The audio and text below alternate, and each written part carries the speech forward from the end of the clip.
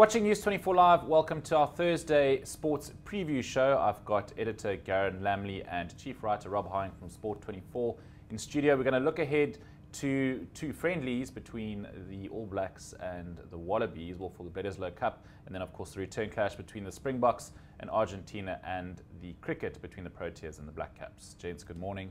Thanks for coming in. Rob, Bledisloe Cup, Australia could potentially win it back. Well, it's the closest they've been to winning it back in a long time. Yes.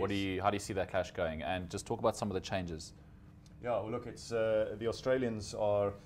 I get the sense that this may even mean more to them than winning the rugby championship, which of course has already been nailed down by them a little bit against the odds. I mean, the whole tournament has been rather against the odds. With one round, you also got to sort of wonder how much impetus the respective teams have put on it. Yeah, look, it's taken a little bit of the gravitas away from the tournament. The fact that it was only single round. In fact, it was almost tailor-made for the Springboks to do well, considering they had the home game against New Zealand, and so that all went rather sort of pear-shaped.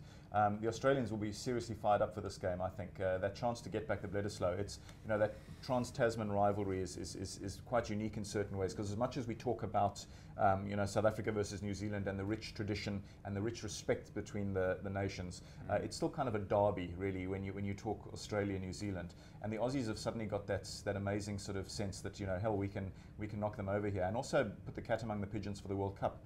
Because if Australia go into the World Cup as not only rugby championship winners but also as holders of the Bledisloe Cup, that really is going to set them as one of the favourites for the World Cup. We know that they're in a tricky pool, and that the Springboks might well run into them in a quarter-final.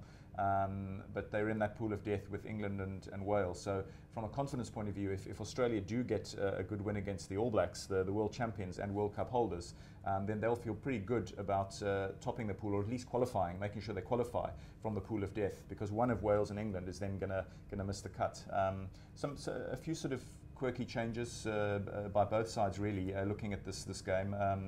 The Aussies, David Pocock and Michael Hooper, I thought had foraged quite spectacularly together in the last couple of weeks, and that alliance has now been sort of split up, which seems sort of a strange move. But then, it also is a sign that we are in a sort of pre-World Cup mode. Coaches are fiddling around with combinations, although you have to suspect that both New Zealand and Australia look a little bit more clear-cut in their thinking ahead of the tournament than South Africa do at the moment, which is a bit of a concern. The South African concerns are mostly injury-related, because we have so many frontline players sort of waiting to sort of hit the ground running, hopefully, or limping at the World Cup. So these two teams have a much clearer picture of where they're at, don't have as many sort of key players on the croc list.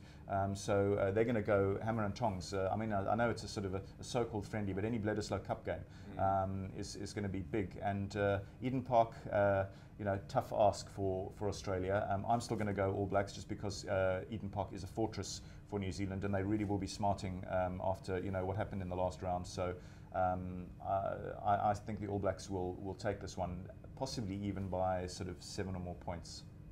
Garen, your thoughts, and just touching on some of those changes. I mean, Nanu back. It looks like that old veteran midfield partnership is probably what's going to be going into the World Cup. Victor Vito back as well, and then for the Aussies, I guess Wycliffe Palu maybe being brought in for a bit more of a physical aspect to take on the All Blacks. Quade Cooper at fly half again. Yeah, interesting changes. I think it just shows that not every coach sort of has his final 15, because this is pretty much the last meaningful game ahead of the World Cup. Nanu comes in for Sonny Bill Williams, who apparently had a lower back injury last weekend. He resumes his combination with Conrad Smith. Obviously, they've played together many times. Victor Vito adds something special. He's sort of got that X factor, offloads in the tackle, and I think he'll do really well. Interesting, again, new halfback pairing for the Wallabies. You got Nick White.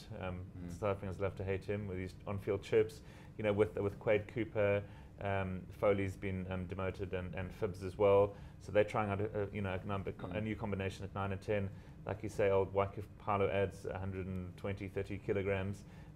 Interesting that Pocock is on the bench, but he has come off the bench for the Brumbies this season in Super Rugby, so not an unfamiliar role for him. It should be a really interesting game. This is the closest the Wallabies have come to regaining the Bledisloe Cup in what feels forever. This season there were just 2 matches. They actually had to win both in order to regain it.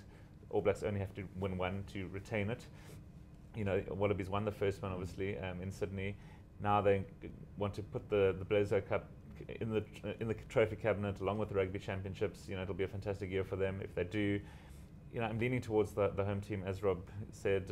You know, the All Blacks will be smarting. They don't often lose 2 matches in a row.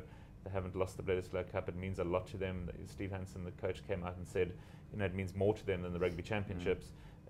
So, you know, I'm going to go for a narrow All Black victory. I think it's going to be a fantastic game, but 4 or 5 points probably at most for me.